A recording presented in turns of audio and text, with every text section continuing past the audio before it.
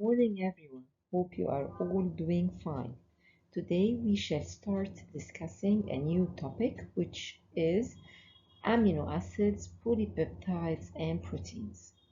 From their names, amino acids means that you have a compound that contains both amino functional group and carboxylic acid functional group.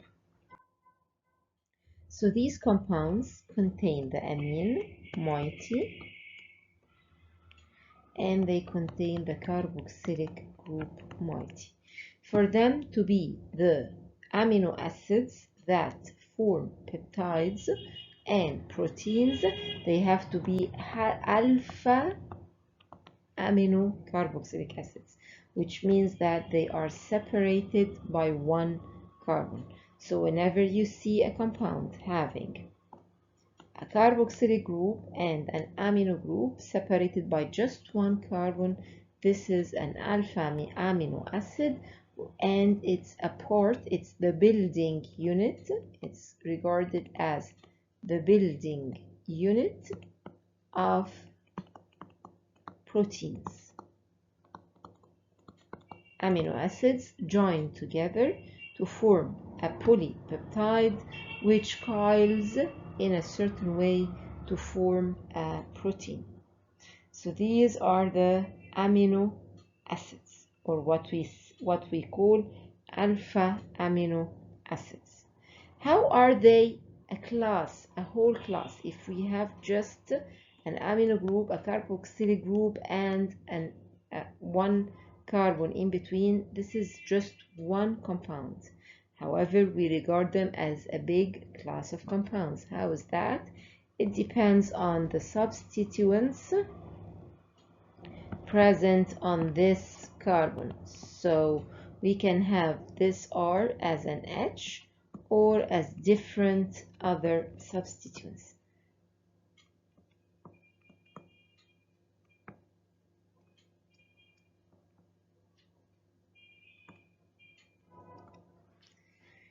So these are the alpha amino acids.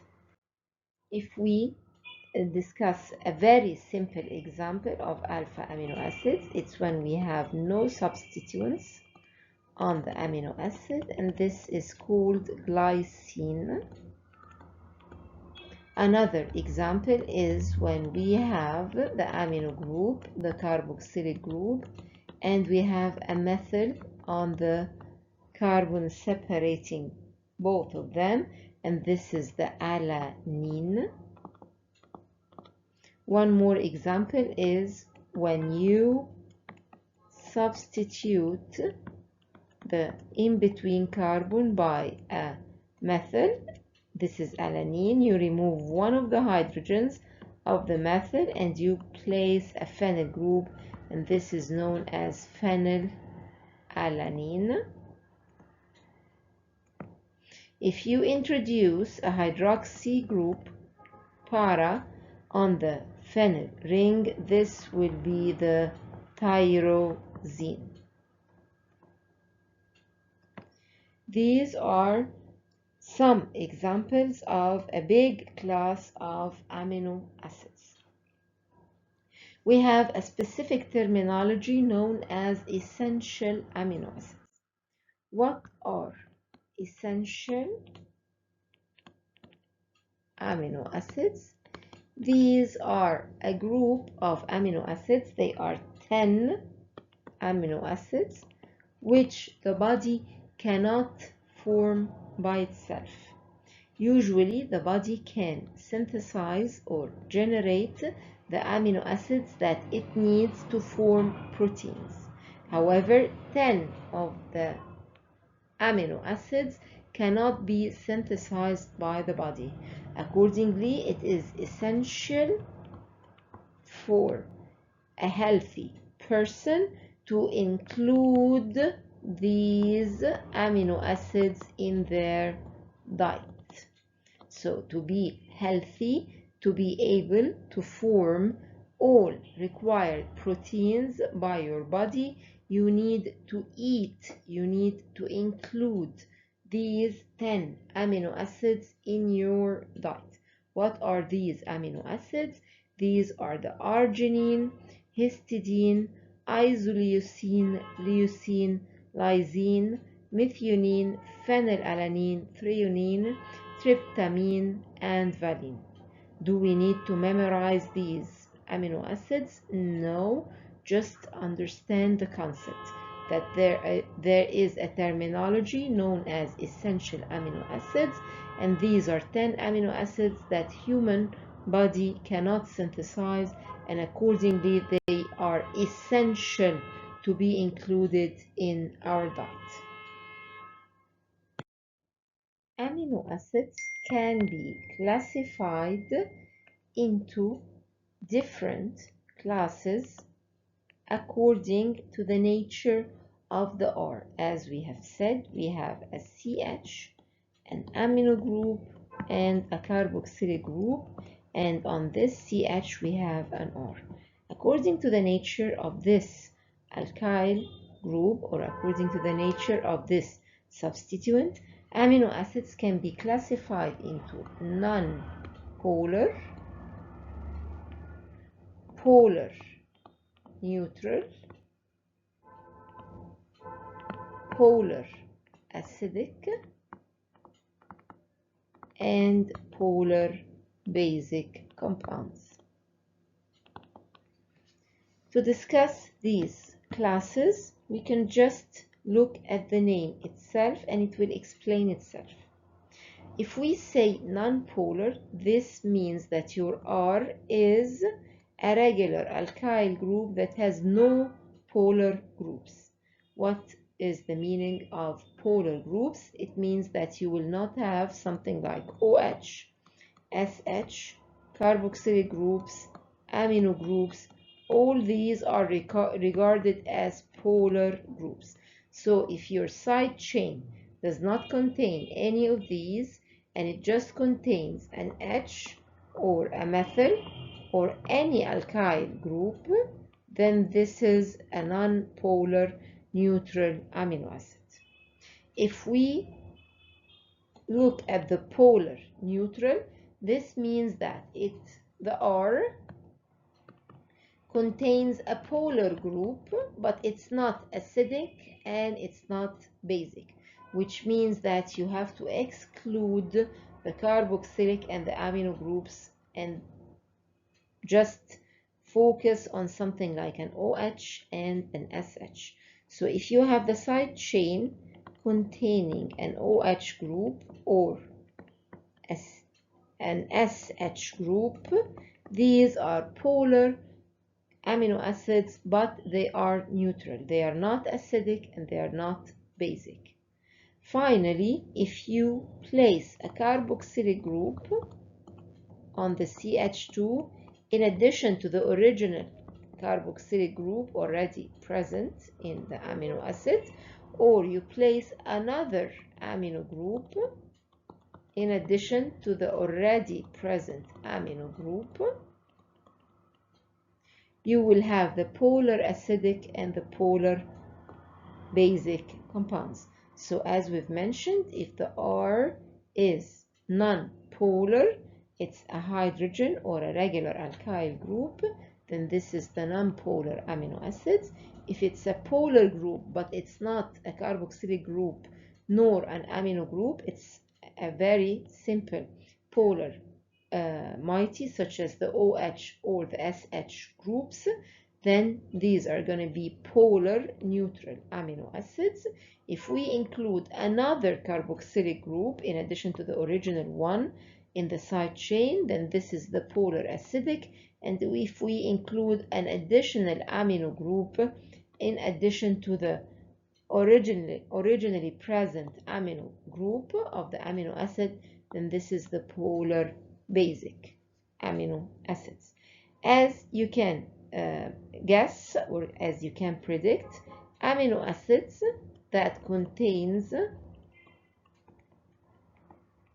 an amino group and a carboxylic group is regarded as neutral. Why is that? Even though they contain an amino group which is basic and they contain a carboxylic group which is acidic, However, these two groups neutralize each other, and the net product of the amino acid is a neutral compound. It's nor acidic nor basic, except if we, as I have mentioned, include a carboxylic group or an amino group in the side chain. This way you have an additional acidic or an additional basic group which is not neutralized now, so you end up with a polar acidic and or polar basic compound.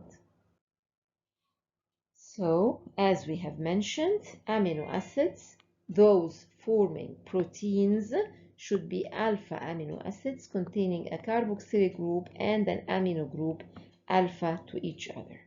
What makes an amino acid differ from another is the alkyl chain or the R side chain present on the alpha carbon. As we have studied, we have some examples like glycine, where we have no substituents on the alpha carbon. We have alanine, where a methyl group is present on the alpha carbon. As we have mentioned, we have what is known as the essential amino acids. These are 10 amino acids that cannot be synthesized by the human body. Accordingly, it has to be included in the diet. These, as I've mentioned, are these amino acids. However, you do not have to memorize them. Again, we have studied the different classes of amino acids, and we said that if it's just the regular amino acid and the R is just a hydrogen, a methyl or an alkyl or aromatic group, these are the non-polar neutral. If we include an OH or an SH in the side chain, then this is the neutral polar amino acids. If we include a carboxylic group, then this is the polar acidic. And if we include an amino group, then this is the polar basic amino acids. If we look at the structures of the different amino acids, we first draw the basic structure, which is a carbon carrying a carboxylic group and amino group, a hydrogen, and then we have the R here. This is where the R should be. Now let's draw different R's. If the R is a hydrogen, then this is glycine. If it's a methyl group, then this is alanine. If it's an isopropyl group, then this is the valine. If it's a butyl, isobutyl group, then it's the L-leucine. If it's a butyl, branched butyl side chain, then this is the isoleucine. If it's a CH2SH, now we have a polar. All the previous were non-polar neutral amino acids. Now we are starting with the polar ones. If we include an SH, then this is the cysteine. If we include a CH2S methyl, then this is the methionine. If we include an OH, then this is the serine. If we include an OH and a methyl, then this is the threonine. If we include a perrol ring, this is your amino acid. This is the drawn part, a carboxylate, a C, and an amino group, and then we incorporate them into a cyclic structure, resulting into a perrol moiety. This is a secondary amine, and it's the proline.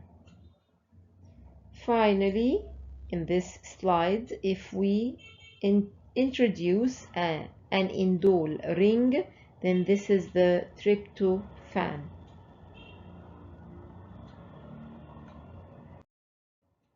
Now, to move to the next slide, we have, if we include a phenyl on the methyl of the alanine, then this is the phenylalanine. If we add an OH to the phenylalanine, this is the tyrosine. If we include a carboxylic group, and now we are discussing the polar acidic amino acids, this is the aspartate. If we convert the acid into an amide, then this is the aspargine. If we add an additional CH2 before the carboxylic moiety, this is the glutamate. And if we convert it into the amide, then this is the glutamine. If we include a butyl side chain having an amino group at the end, then this is the lysine, and this is a polar basic amino acid. And if we include a guanido group, a propyl followed by a guanido group, then this is the arginine. Again, this is a basic polar amino acid. Finally, if we include an imidazole ring, this is the histidine. Now, we need to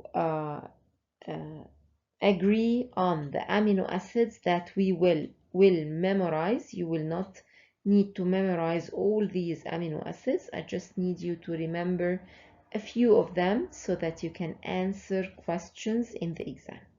Let's agree on amino acids, simple ones like glycine, alanine, tyrosine, phenylalanine,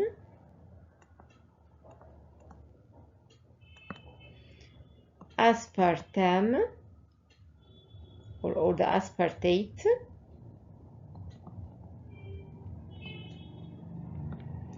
the lysine as an example of a basic amino acid,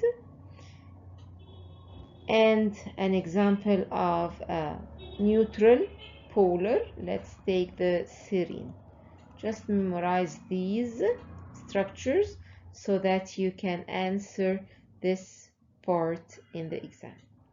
If you have noticed in the previous slide, when we talked about glycine, we wrote it as GLY, which is the three-letter abbreviation of the amino acid. Alanine was ALA. We call these the three-letter abbreviations. Tyrosine was a TIR. Phenylalanine is abbreviated as PHE, and so on. So we have what is known as the abbreviation, the three-letter abbreviation of amino acids. This was introduced to facilitate the expression of a very long polypeptide. If you are explaining or you're describing the structure of a polypeptide, you cannot just keep writing different amino acids in full names one after the other. So you can use the three-letter abbreviation to facilitate the writing or the description of long polypeptides. However, still a three-letter abbreviation was too long, so they came up with what is known as the one-letter abbreviation of amino acids. For example, glycine is just as G, tryptophan is just a W, and so on. So you have a one-letter abbreviation. I will not require you to know the one-letter abbreviation of amino acids.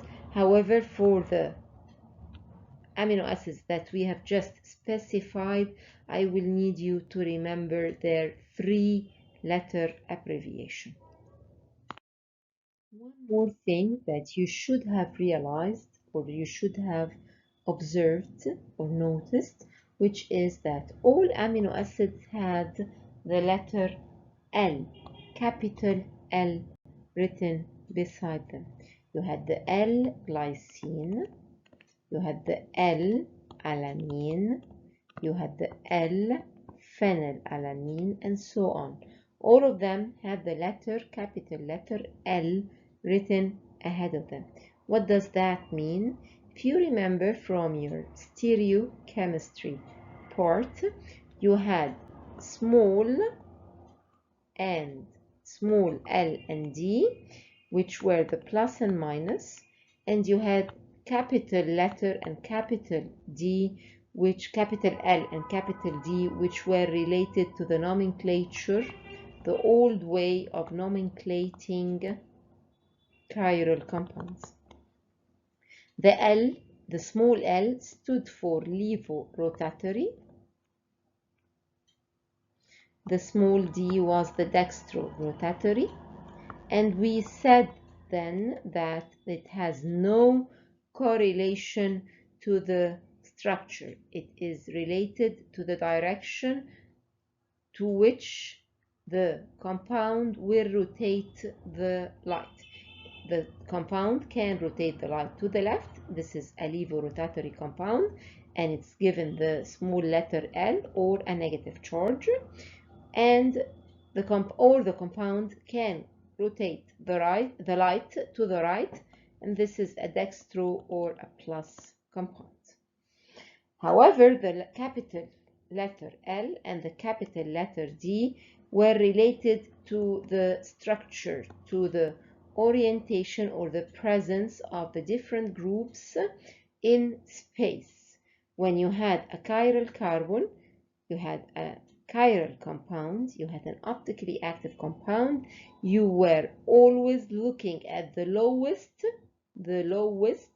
chiral carbon of the compound. For example, if this compound had 2 chiral carbons, you only look at the lower one, and you have the bulky group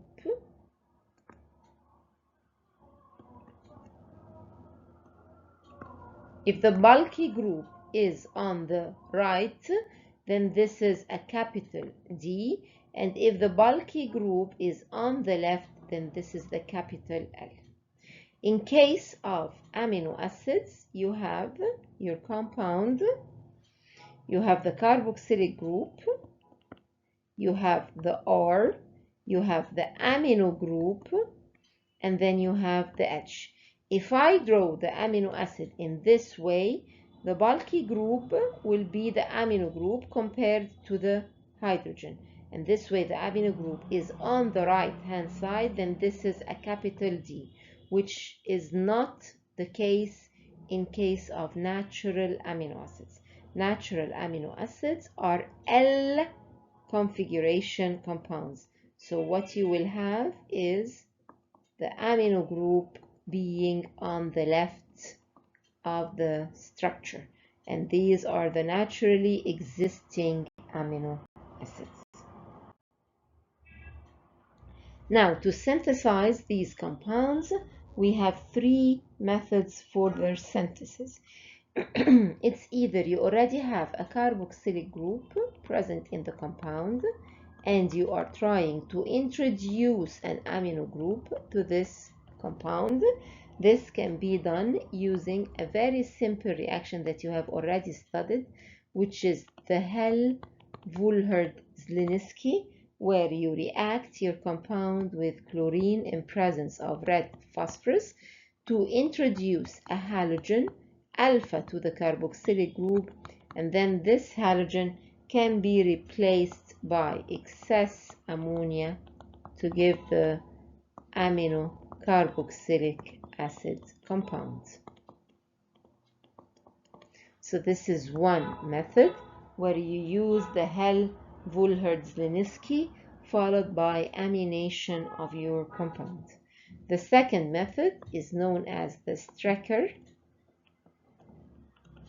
synthesis, where you will introduce both the carboxylic and the amino group. How can you introduce both carboxylic and amino? You start with an aldehyde and you react the aldehyde with ammonia.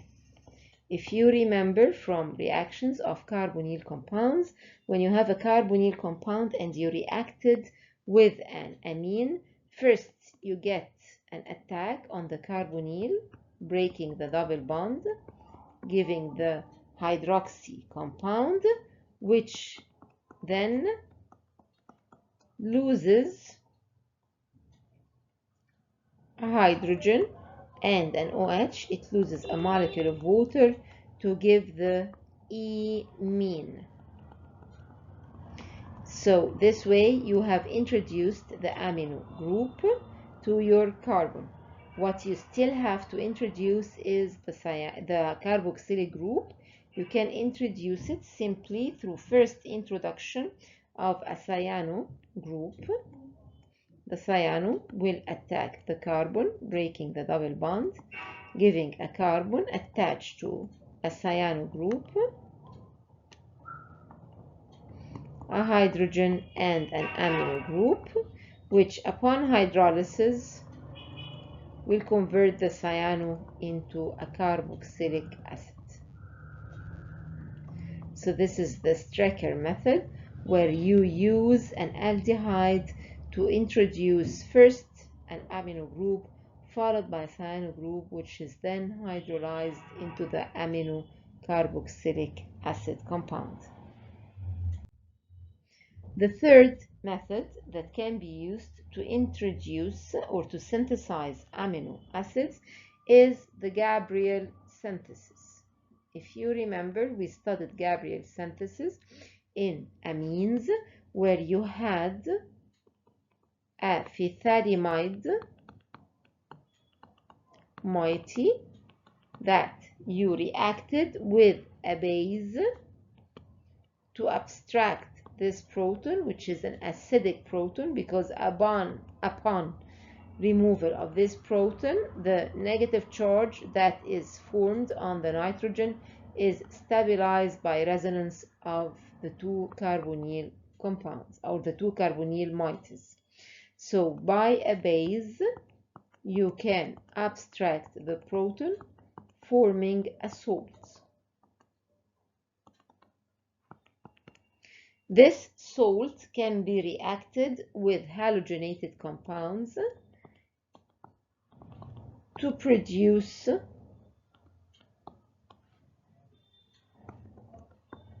a substituted amine. If this R contains a carboxylic group, then you have just prepared your amino acid. So instead of using an R, you will use a CH2COOH. So you end up with a CH2, now a CH2 and a COOH. If you need it to be a substituted amino acid, not glycine, any other amino acid, you can replace one of these hydrogens by an R group. So you end up with a substituted glycine. Afterwards, you hydrolyze the produced substituted phthalimide so that you will break these two bonds, giving the phthalic acid and releasing the amino acid.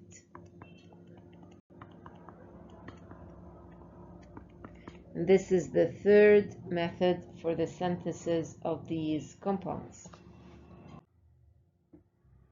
So, as we have mentioned, we can synthesize them through starting with an acid, introduction of a halogen, alpha to the carboxylic group, and then replacement of the halogen by an amino group.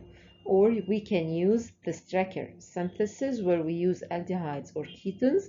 We react them or condense them with an amino group, giving the imine, which is then reacted by cyano, or reacted with a cyano group, which will be hydrolyzed into the carboxylic acid moiety.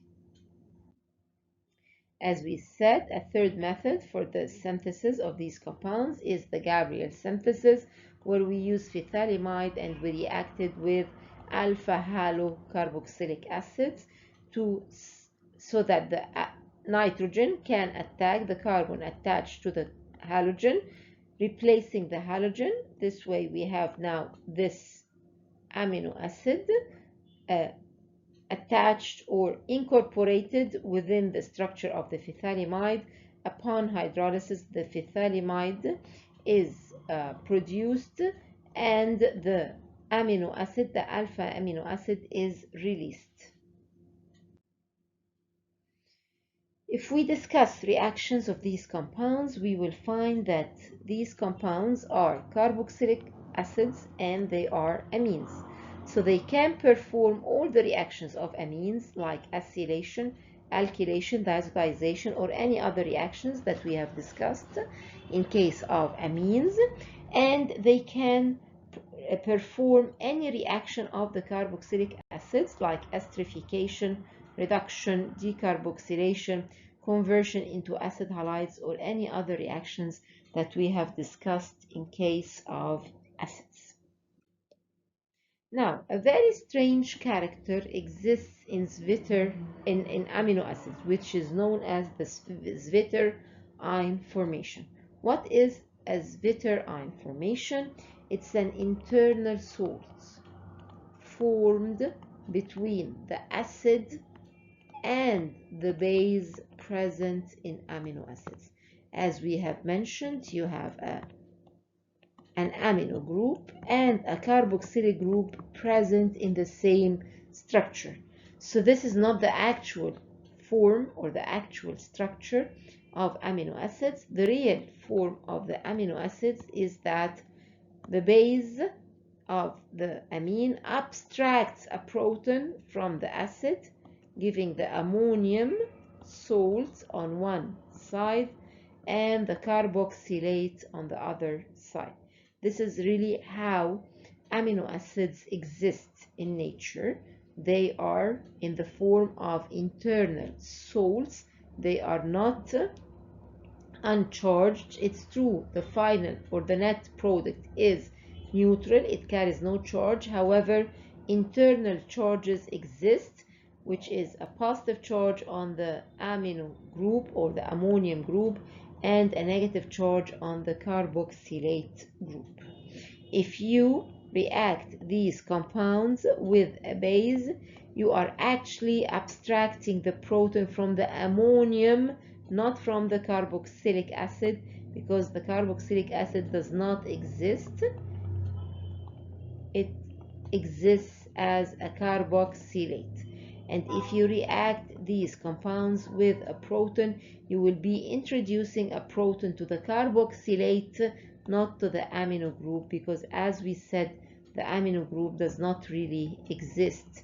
It is already in the form of an ammonium group. So this is the very characteristic property of amino acids, which is that they exist in the form of Zwitter ions. As you can see, this is how we draw amino acids. We draw them as ammonium and carboxylate.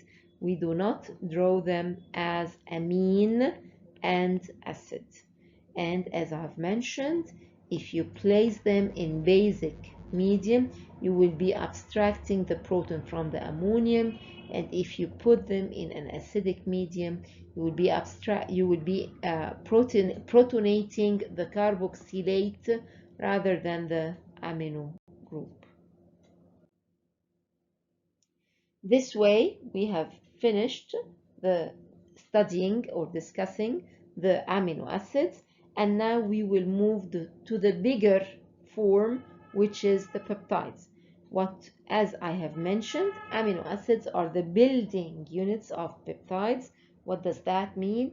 It means that amino acids link together to each other to form a peptide.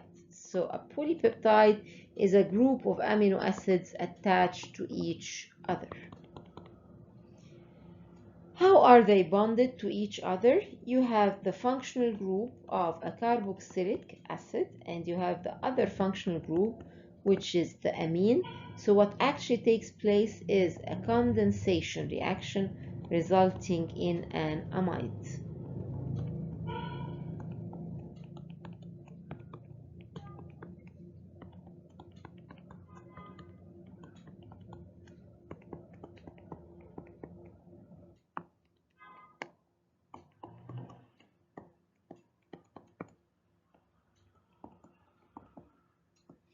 So when you have an amide bond in between two amino acids, we call it a peptide bond. So a peptide bond is nothing but an amide bond. It's exactly the same as an amide bond, but it exists in between amino acids.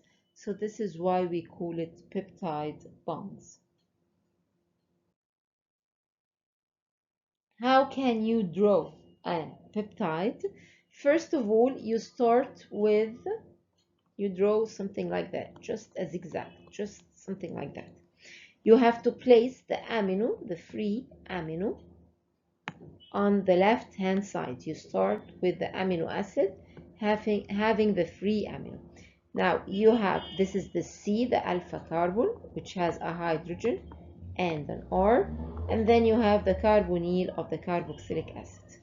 Then it's bonded to another amino acid through a peptide bond, and then you have the alpha carbon followed by the carboxylic acid. Again, you will have the amide followed by the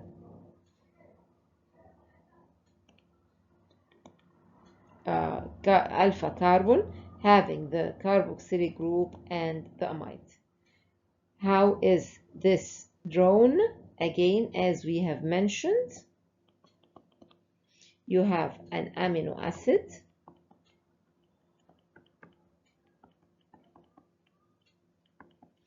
another amino acid,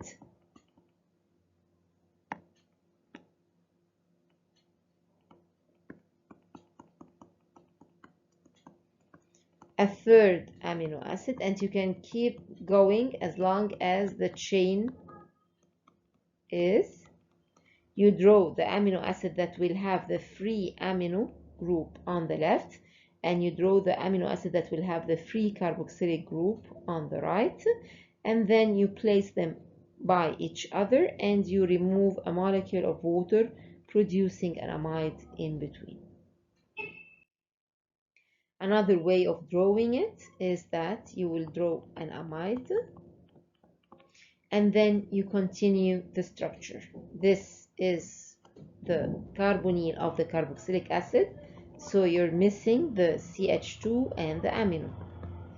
And this was the amino group of the second amino acid, so you're missing the CHR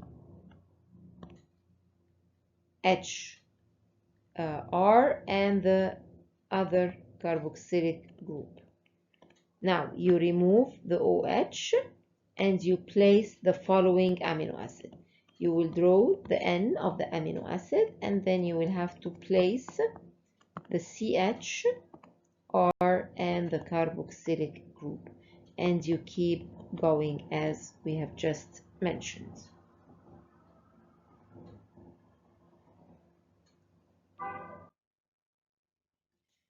So as we have mentioned, a peptide is amino acids attached to each other, where we have an amide bond between the different amino acids, and we call it a peptide bond, where the carboxylic group and the amino group condense together, losing a molecule of water.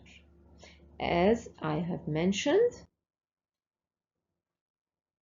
this amide bond is called a peptide bond, and we always draw the amino acid that will have a free amino group at the left hand side, and we continue the chain to put the carboxylic acid end at the right hand side. Now, we have two problems when we are dealing with protein or peptide chemistry. The first problem is, how can you synthesize polypeptides? It's not as simple as just reacting different amino acids together. It is much more complicated than that. The second problem is, how can we determine the structure of polypeptides? To be able to synthesize a polypeptide, you have first to know the structure, and then you start synthesizing it. So you have two problems. First, you need to determine the structure, and then you need to synthesize the structure.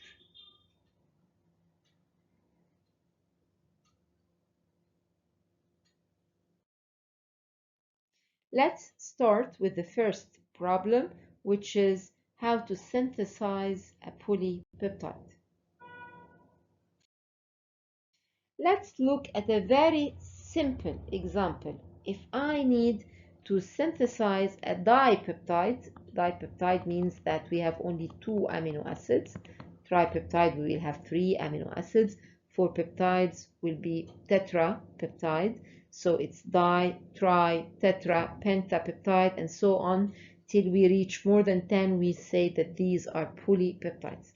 If I just need to synthesize the glycine alanine dipeptide, this means that the glycine will have the free amino group,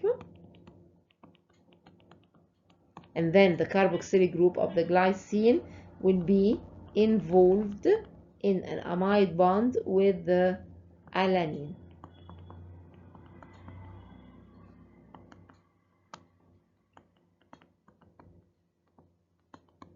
If I need to synthesize this compound, the straightforward technique says that you can start with glycine and react it with alanine to end up with glycine alanine. However, this is not the product that you will get. Why is that? Because each one of them has an amino group and a carboxylic group. So how can you guarantee that it will react in this sequence? Why not the alanine would come first and then the glycine will follow? So you can have this as a product. You can have your required product, which is the glycine alanine, and you can have two glycine molecules reacting together, giving glycine, or two alanine molecules reacting together, giving alanine. So just to synthesize a very simple dipeptide, if you move in a straightforward manner and you just place the glycine and the alanine together in the reaction, you will end up with 4 dipeptides: alanine, glycine, glycine, alanine, glycine, and alanine. So this is not a very useful way of synthesizing such a dipeptide. So how can we synthesize a peptide? We will definitely need to protect the groups that we do not want them to be part of the reaction. What does that mean? If I need to synthesize glycine alanine, then this means that the amino group of the glycine needs to stay out of the reaction. and the carboxylic group of the alanine needs to stay out of the reaction. How can I prevent a functional group from reacting? I can do so by protecting this functional group.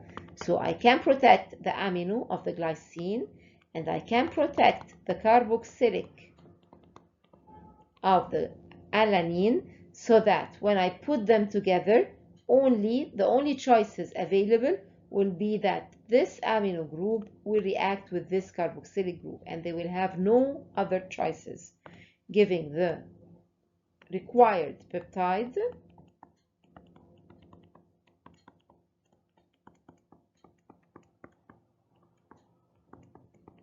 protected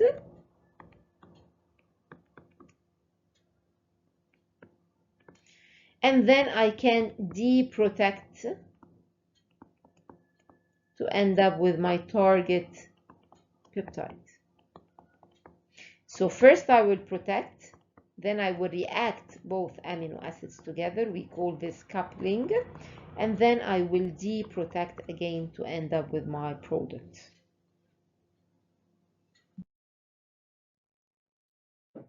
What are the protecting groups that can be used to protect an amino group? And what are the protecting groups that can be used to protect a carboxylic group? Before discussing these groups, we have first to define the meaning of a protecting group.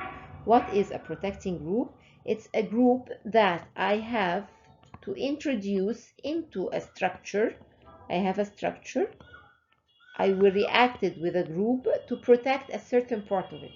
So it has to be a functional group that easily reacts with my structure and easily broken from my product. I need to be able to introduce it easily and then again break it easily from the structure so that I can use it as a protecting group. In case of amino part, I have two very famous protecting groups, and these are the CBZ, and sometimes we call it the Z, and we have the BUC. We will discuss both protecting groups. As for the carboxylic part, it can be protected by forming esters, and the most important example of which are the benzyl esters. Let's discuss all protecting groups.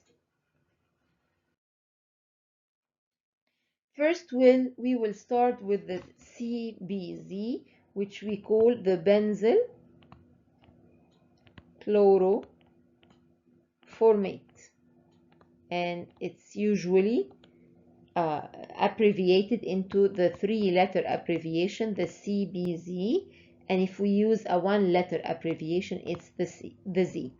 From its name, we start at the end. We usually start at the end of any name. We have a formate.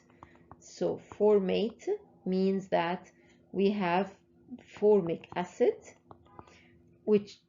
from which we remove a hydrogen and we add the ester of the benzyl group. So this is the benzyl formate.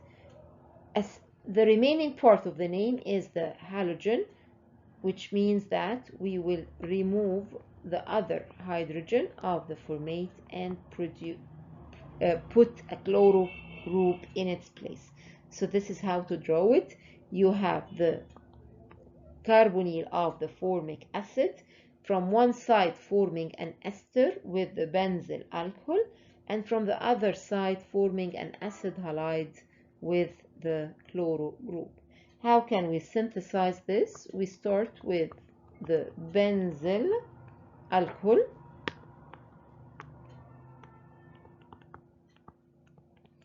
and we reacted with phosgene. What is phosgene? It's a very famous gas where we have a carbonyl in between two chloro groups. It will give the CBZ, which upon reaction with amino acids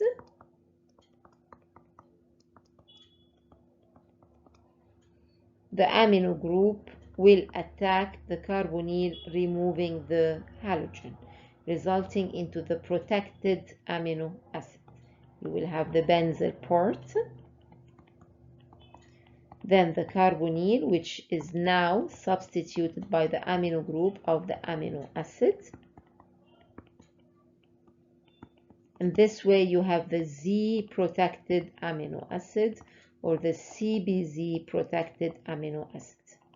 You reacted with another amino acid that has its carboxylic group as protected, it has its carboxylic part protected by an ester, and then you deprotect. How can we deprotect CBZ? You just hydrolyze this bond. You can perform this hydrolysis by one of two methods. You can use the hydrogenation, where you use hydrogen in presence of a catalyst, or you can hydrolyze it using hydrobromic acid in presence of acetic acid. These are the two ways of breaking down or hydrolyzing or deprotecting the CBZ. The second protecting group is the BOC.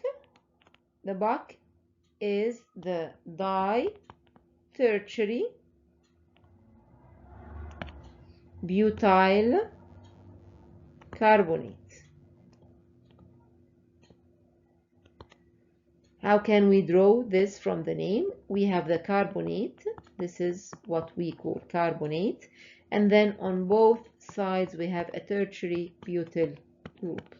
How can we prepare it? Again, we start with the phosgene, but this time we reacted with tertiary butyl alcohol.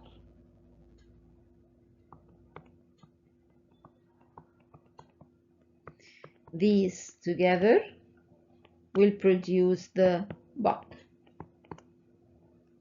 Now we have the BOC. We reacted with the amino acid that we need to protect.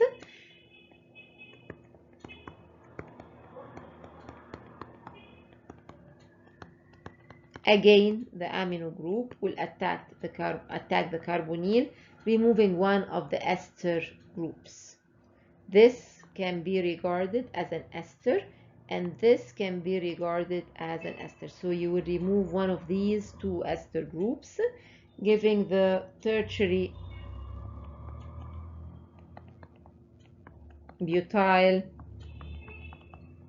carbonate protected amino acid.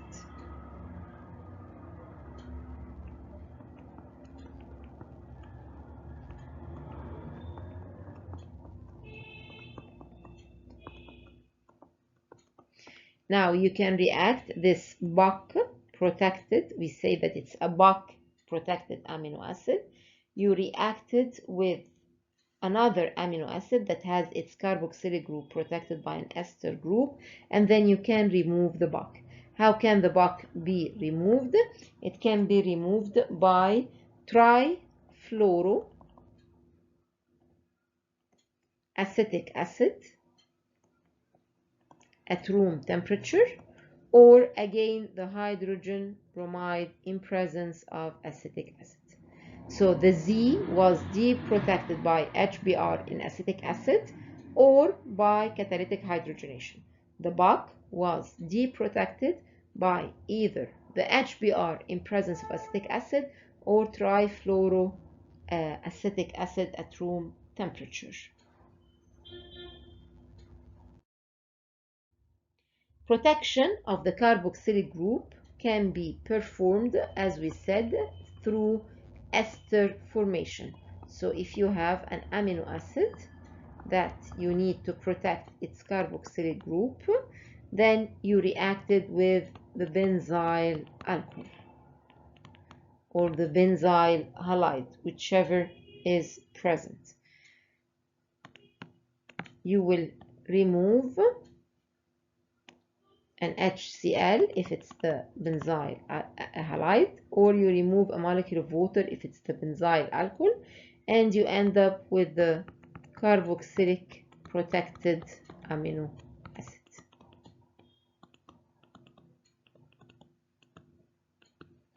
Why do we say that the benzyl protected is the most preferable amino acid, or the best preferable protecting group, the best preferable ester to protect amino acids? Because we can cleave it by catalytic hydrogenation.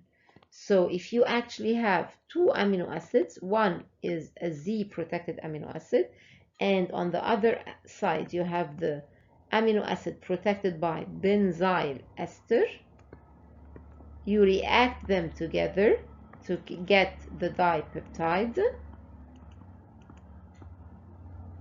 protected from both sides, and then you can deprotect by one step, which is the catalytic hydrogenation, where you can remove both the Z and the benzyl ester, resulting into the required dipeptide. Now we have one last step to be able to say that we have synthesized the dipeptide, which is the formation of the amide bond. How can amide bonds be formed? You will have, as we said, a Z protected amino acid, which you will react with a carboxylic acid protected amino acid in presence of what we call DCCD. DCCD is a dehydrating agent that facilitates the reaction between carboxylic acids and amines to form a peptide bond. So it removes a molecule of water. I will not ask you to memorize the mechanism. You end up with the protected amino acid dipeptide. You end up with a protected dipeptide,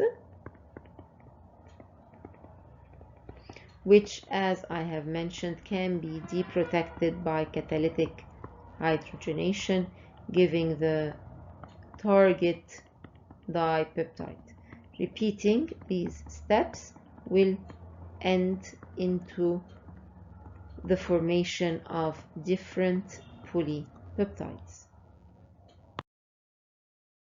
So, as we have mentioned, synthesis of peptides are not a straightforward process because of the byproducts that we expect to be formed.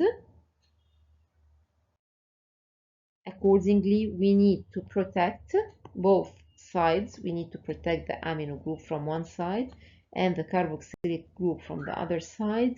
We couple both amino acids together, and then we deprotect the terminal amino and carboxylic groups. As we said, my protecting group needs to be a group that reacts readily or easily with the amino acid and can be easily hydrolyzed. The compounds that would fulfill such requirements are the benzyl chloroformate and the ditertiary butyl carbonate. As we said, the benzyl chloroformate, or the CBZ, is the compound that can be produced from the reaction of benzyl alcohol with phosgene to give this product, which will be reacted with an amino acid to produce the Z protected amino acid. Deprotection of the Z can be done by catalytic hydrogenation or HBr in acetic acid. The buck is a carbonyl forming an ester with a tertiary butyl alcohol from both sides. It can be reacted with an amino acid to give the buck protected amino acid. To deprotect a Bach group, we can either react it with a trifluoroacetic acid at room temperature to release the free peptides, or we can react it with hydrogen bromide in presence of acetic acid. As we have mentioned, protection of carboxylic groups are usually done by ester formation, and the best used ester is the benzyl ester because it can be cleaved by catalytic reduction. Forming the peptide bond, as we said, just involves the reaction of both protected amino acids in presence of DCCD as a dehydrating agent to form the amide bond, and then we can hydrolyze the protecting groups. Another method known as the active ester of the N-terminal amino acids. You can use it to form a peptide bond, but I don't need you to know this method. It's a little bit more complicated than just using DCCD. This is the mechanism of the reaction of the DCCD, where it reacts with the first amino acid, the one having the free carboxylic group, to form such an intermediate, which will then be attacked by the second amino acid to give the peptide releasing the urea, the cyclohexyl urea. I don't need you to know or to remember the DCCD mechanism. Now, for such a method to be used to prepare a polypeptide composed of 10 amino acids, it's a very tedious and long process that can need months and months and maybe even years in the laboratory to be able to prepare an amino acid consisting of 9 to 10 amino acids. So this way it's a tedious and not a very beneficial method to be used. Accordingly, this was the interest of many scientists. They kept trying to find a way to synthesize polypeptides in a simpler and easier way so that they can be used to synthesize peptides for medicinal use. One of these scientists is Merrifield, and the method was named after him. Merrifield succeeded in preparing polypeptides in days rather than months and years. He managed to prepare a nonapeptide, which means that it contains 9 amino acids. The bradykinin polypeptide was prepared in only 8 days. Afterwards, using his method, he succeeded in preparing ribonuclease, which consists of 124 amino acids. He received Nobel Prize in 1984 for his method. The Merrifield method relies on a very simple technique, which is that if you have a wall and you have a hinge attached to this wall, and you start adding things to this hinge, and whenever you add something to the hinge, you have other dust or dirt around you. If you wash this wall with water, what will happen is you will be washing away all the dirt, all the dust, all the byproducts, and you will not be able to wash away whatever you have just attached to the hinge. It's now tied up to the wall using the hinge. This is the whole idea of Merrifield. What he did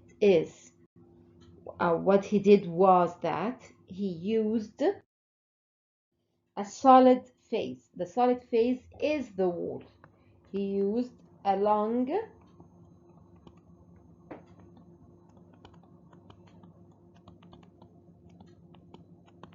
polymer of the polystyrene. This is your wall. This is your solid phase or your solid support. And then the hinge has to be a functional group that can react. And this is going to be a halogen. He placed a halogen. And then he started adding the amino acids. He protected the amino sides of all his amino acids. So all his amino acids were Bach or Z protected. And then he started adding them one after the other to the solid phase. This way he would have an ester formed between this carboxylic part and the CH2 halogen. You remove an you remove an H with the chloro, so you remove a hydrochloric acid and you end up with an ester.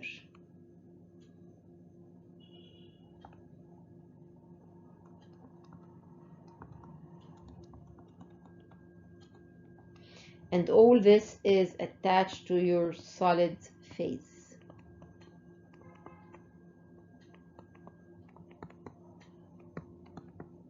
Now you can break the Bach and you reacted with a second amino acid which is Bach protected, and you keep performing these steps until you end up with a polypeptide that you are targeting.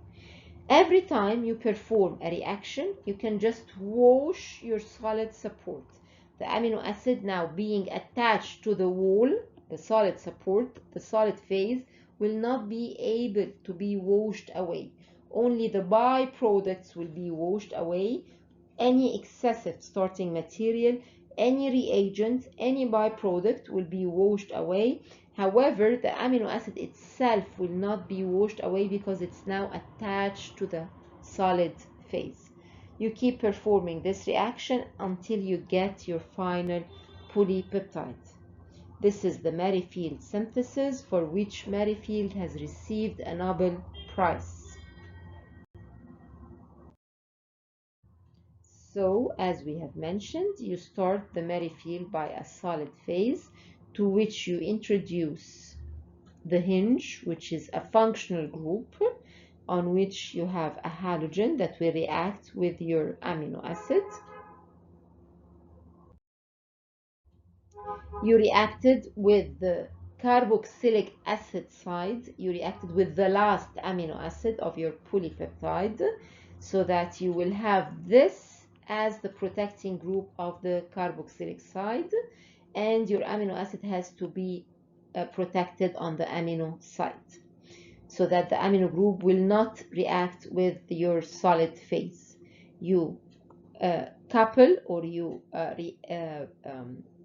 attach the amino acid to the solid phase, and then you wash by a mobile phase. You break the Bach with whichever procedure you prefer, and then you add another amino acid in presence of DCCD. It will be attached to your first amino acid, and you keep repeating until you end up with the required peptide, and then you break this whole peptide from the solid phase using HBr in presence of trifluoroacetic acid. As we have mentioned before, we had two problems in dealing with amino acids. The first problem was to determine their structure and then to synthesize them. We discussed how to synthesize the polypeptide chain. Now we have the second problem, which was how to determine the structure so that we can synthesize it. You can determine structures of proteins by first performing X-ray diffraction. Then you hydrolyze the protein into its constituting amino acids, and then you start performing sequential determination of the sequence of the amino acids forming the protein. So as we've mentioned, you can hydrolyze first the protein into its forming amino acids. So if you have a long polypeptide like that and you perform drastic hydrolytic conditions, you will hydrolyze it into its different amino acids. So you know now that it has 2 phenylalanines, 2 cysteine, 1 serine, 1 lysine. However, you don't know the sequence by which these amino acids are attached to each other.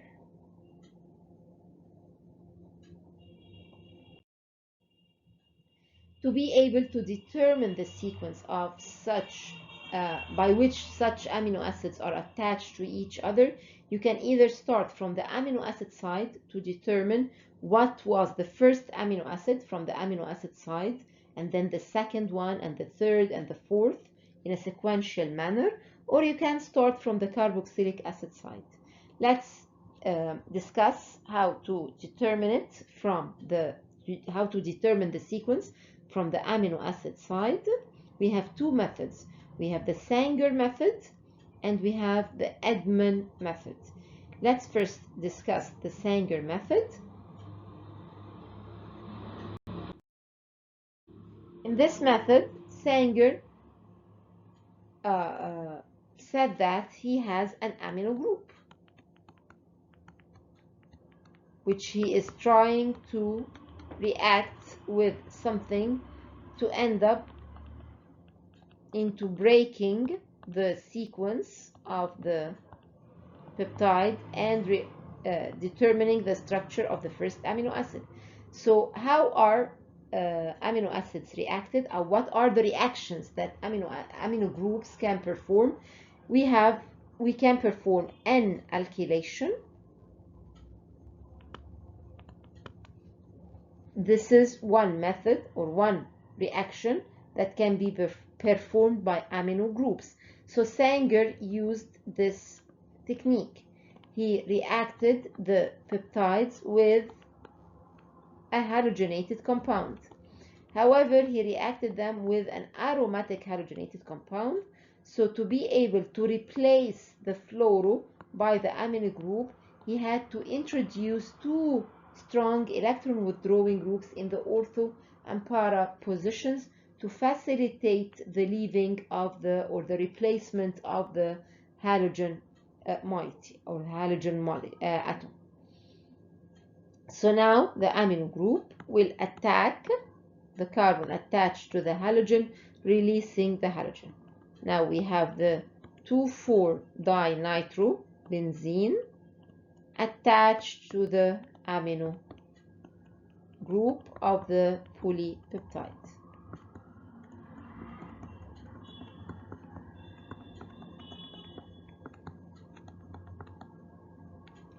If we perform hydrolysis, the first amino acid will be broken, but this will not be the only amino acid broken. The whole chain will get broken into its constituting amino acids. So this way, we will get the first amino acid attached to the dinitrobenzene,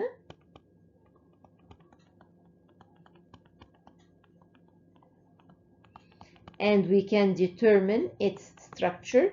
However, the rest of the peptide is now broken down into its constituting amino acids. So using the Sanger method, we can only determine the structure of the first amino acid, and then the whole chain gets broken, giving different amino acids, and now we cannot determine the structure of the rest of the chain. Edman solved this problem by reacting the amino acids with phenyl isocyanates. Phenyl isothiocyanates. When you react the peptide chain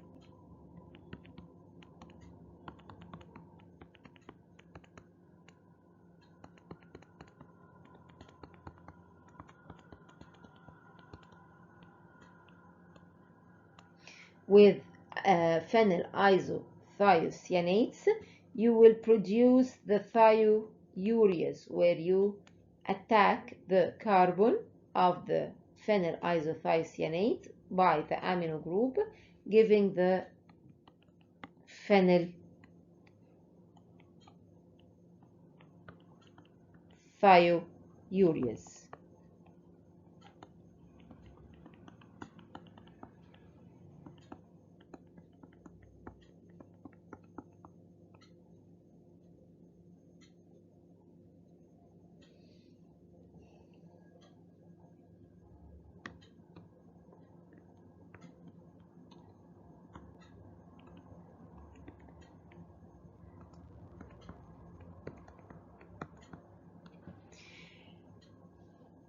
These compounds perform a group of reactions that end up into the formation of what is known as the thiohydantoin rings. How are these formed? You will have a 5-membered structure. This is the phenyl isothiocyanate part, and this is the amino acid part. So let's break it into its structures.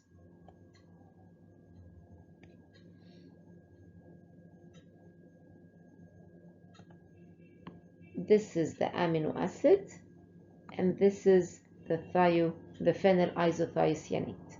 This part comes from the amino acid, and this part comes from the phenyl isothiocyanate. You have the phenyl attached to a nitrogen, attached to a carbon, which is attached to an S.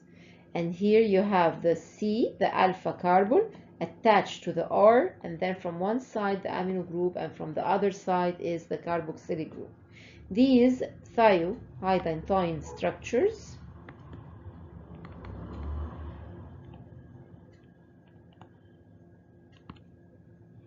can be determined, and as the R changes, you can realize which amino acid you are actually determining, which means that if this R is a hydrogen, then this amino acid, if we try to draw it, you will have an amino group, a C attached to 2 hydrogens and a carboxylic group. So this is the glycine.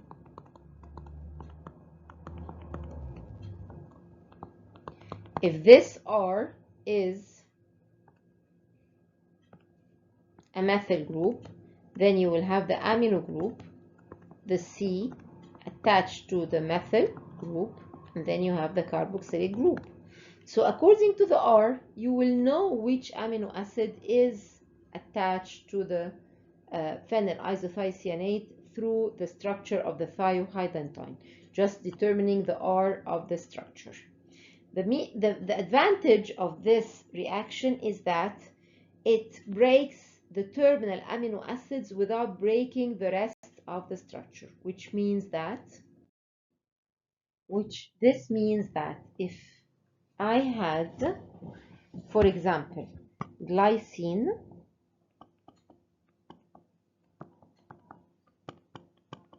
attached to alanine,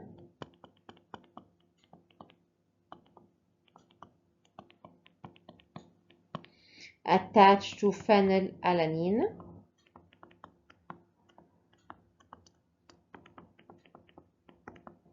and I'm using Sanger method for the determination of the structure.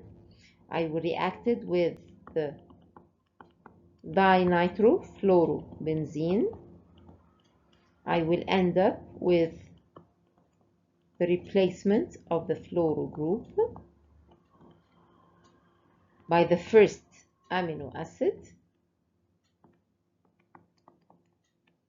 which is the glycine,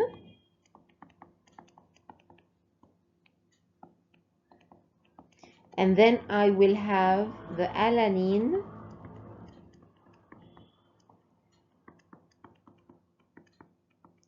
and the phenylalanine separate from each other. So this way I'm not sure what sequence they were attached to each other by, because they got broken when I was hydrolyzing the first amino acid. This way I will only be able to determine the glycine, and I know that the first amino acid from the amino acid side, from the free amino terminal, is glycine. However, I will never know which one of these comes first after the glycine. However, in case of Edmond, if I react this through Edmond with the phenyl isocyanate, I will have the phenyl thiourea attached to my amino acids or to my peptides.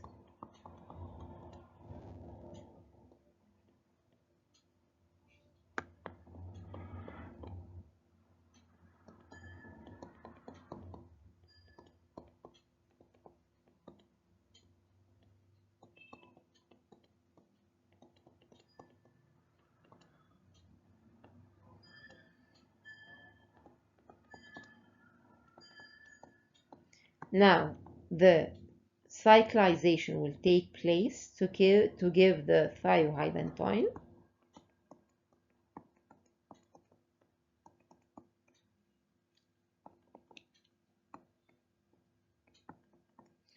Having a hydrogen here, so this is the glycine. And the alanine and the phenylalanine will stay attached to each other.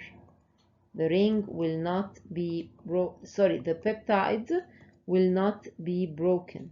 The dipeptide, the remaining peptide, will not be broken into its constituting amino acids.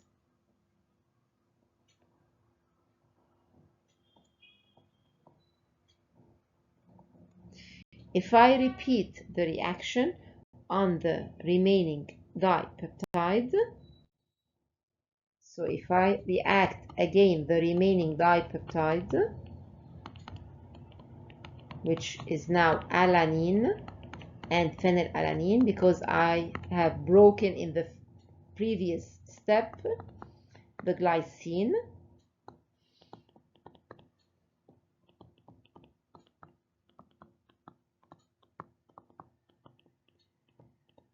I will produce the thiourea,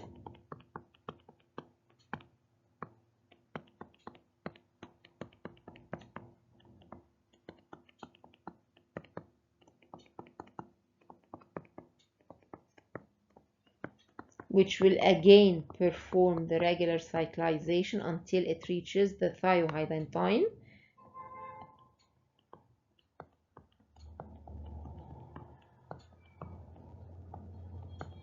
And now my R will be the CH3 of the alanine, and I will have the phenylalanine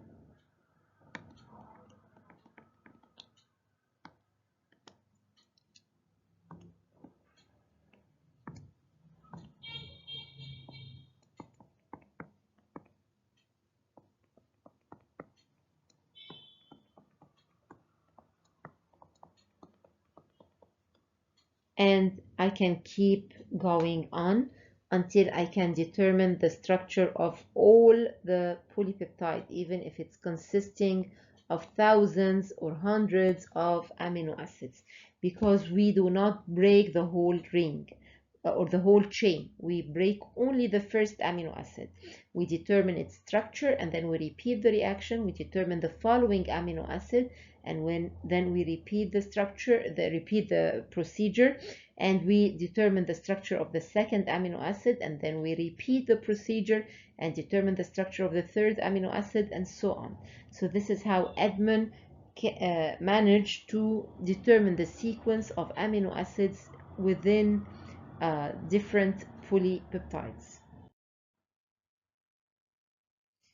So as we have mentioned, you can determine the structure using Sanger method. In Sanger method, you react your amino acid with the fluorodinitrobenzene compound, producing the the alkylated polypeptide, which upon hydrolysis will break down into its constituting amino acids. So this way you only identified one amino acid. This can be solved by the better or the more sophisticated method, which is the Edman degradation method, where we react the polypeptide with phenyl isothiocyanates. This will result into the thiourea compounds, which performs a cyclization, giving finally, I do not need you to memorize all these steps, just remember that it gives the thiohydrogen, which consists of a 5-membered ring having a nitrogen attached to the phenyl part, and then on both sides you have a carbon doubly bonded, once to the oxygen and once to a sulfur. This is the carbonyl of the amino acid, and this is the thiocarbonyl of the phenyl isothiocyanate. And then you continue the structure of the amino acid. As we have mentioned, this is the part that comes from the phenyl isothiocyanate, and this is the part that comes from the amino acid, and this is the R that can determine which amino acid. Breaking the bonds or hydrolyzing the first amino acid will only break the first amino acid, leaving the rest of the peptide chain intact.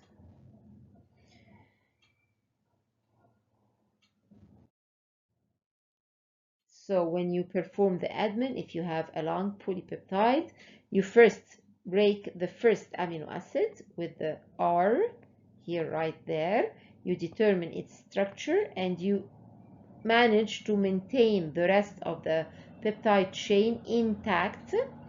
And then you can repeat the Edman process to produce a second thiohydrogen with the purple R this time, and you identify the structure, and then you have the following amino acid, which you can again perform Edman and react it with phenyl isothiocyanate, and you can determine the R, the green R of the next amino acid.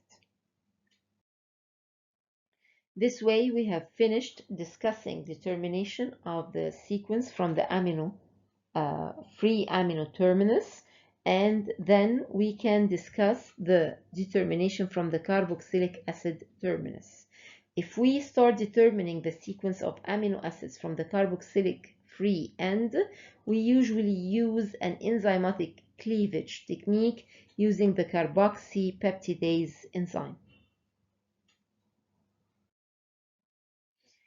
Carboxypeptidase has the ability to break down different polypeptides in a sequential manner. When we add carboxypeptidase to a long polypeptide, it only breaks the first amino acid from the free carboxylic acid side, giving the first amino acid. Then we add the enzyme again to break the second amino acid. Then we add the enzyme again to break the third amino acid, and it keeps breaking them in a sequential manner, and we can identify each one by itself at the time it's broken. Finally, just a comment on types of proteins. Polypeptides are the structures that forms proteins. What are proteins? Proteins are a group of amino acids attached together and coiled together in a secondary, tertiary, and quaternary way of coiling. They can be classified into fibrous proteins and globular proteins. Examples of the fibrous proteins are silk, collagen, keratin, while of the globular are egg, albumin, plasma, and other types of proteins. This way we have finished discussing amino acids, their polypeptides, and proteins. Hope you have enjoyed listening to this video.